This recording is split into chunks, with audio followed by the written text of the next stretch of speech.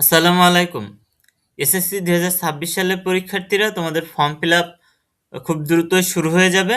তো form fill up কীভাবে করতে হবে এবং কি কি জিনিস লাগে এখানে, কোন কোন বিষয়গুলো তোমাকে দেখতে হবে, না দেখলে তোমার এসএসসি অ্যাডমিট কার্ডে গিয়ে সমস্যা হতে পারে, সে বিষয় নিয়ে কথা বলবো।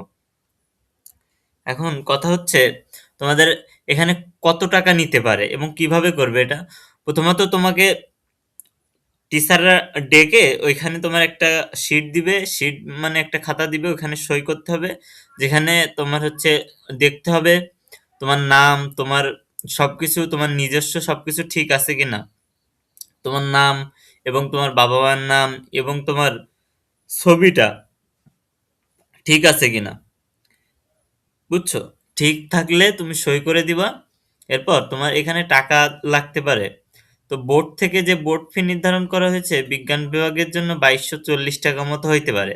তো এখানে তোমার হচ্ছে স্কুলের বেতন বেতন নেয় স্কুল, আবার বিভিন্ন স্কুল বেতন নেয় এর সাথে বিভিন্ন জায়গায় এক এক রকম হইতে পারে। ফর্ম ফিল আপের টাকা বেশি নিতেও পারে। তো এটা সম্পূর্ণ স্কুল কি করবে, ঠিক আছে? স্কুল এক জায়গায় ২২৪০ টাকা নিবে, অন্য জায়গায় এর থেকেও বেশি নিতে পারে। তোমাদের ওই ২৫০০ ৩০০০ টাকা এরকম এর ভিতরে আসতে পারে ফর্ম ফিল আপের যে টাকাটা এরকম লাগতে পারে। তবে তোমাদের বিষয় হচ্ছে এখানে দেখে নিবা, বিষয়-আশয়গুলো দেখে নিবা, সবকিছু দেখে দেন হচ্ছে সই স্বাক্ষর করে দিবা।